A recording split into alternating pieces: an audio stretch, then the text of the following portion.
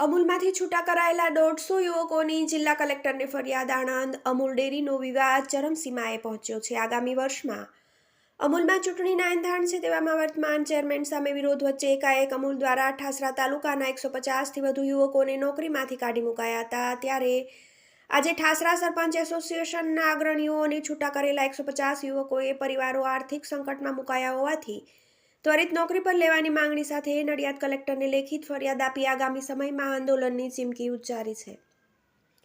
અમૂલ ડેરીમાં અગાઉ ઠાસરાના પૂર્વ ધારાસભ્ય રામસિંહ પરમાર ચેરમેન હતા. વર્ષ 2020માં ભાજપની ટોચની નેતાગીરીએ રામસિંહ પરમારને પડતા મૂકીને નડિયાદના વિપુલ પટેલને ચેરમેન બનાવ્યા હતા. આગામી વર્ષમાં અમૂલમાં ચૂંટણી આવવાના એંધાણ છે. તે પહેલા માતર ભાજપના પૂર્વ ધારાસભ્ય કેસરીસિંહે સોશિયલ મીડિયા પર ચેરમેન વિરુદ્ધ કટાક્ષ કરતી પોસ્ટ અને વિડીયો મૂક્યો હતો. તેમજ અત્યાર સુધીમાં ચરોતરની મોટાભાગની દૂધ મંડળીઓએ પૂર્વ ધારાસભ્યના સમર્થનમાં ઠરાવો કર્યા છે, જેને લઈ વિવાદ ચાલી રહ્યો છે. તેવામાં અમૂલ પ્રશાસન દ્વારા ઠાસરા તાલુકાના 150થી વધુ યુવકોને નોકરીમાંથી કાઢી મૂકવામાં આવ્યા હતા. ત્યારે હવે ઠાસરા તાલુકાના સરપંચોએ પણ કર્મચારીઓને ટેકો જાહેર કરી દીધો છે. ત્યારે આજે છૂટા કરાયેલા 150થી વધુ કર્મચારીઓ અને ઠાસરા સરપંચ એસોસિએશનના અગ્રણીઓ રેલી સ્વરૂપે નડિયાદ કલેક્ટર કચેરીએ આવી લેખિત ફરિયાદ કરી હતી. જેમાં જણાવ્યું છે કે કર્મચારીઓ સાથે અન્યાય થયો હોવાથી રાતોરાત છૂટા કરાતા પરિવારો આર્થિક સંકટમાં મુકાયા છે. ત્યારે ત્વરિત આ મામલે યોગ્ય નિરાકરણ લાવવા માંગણી કરી છે.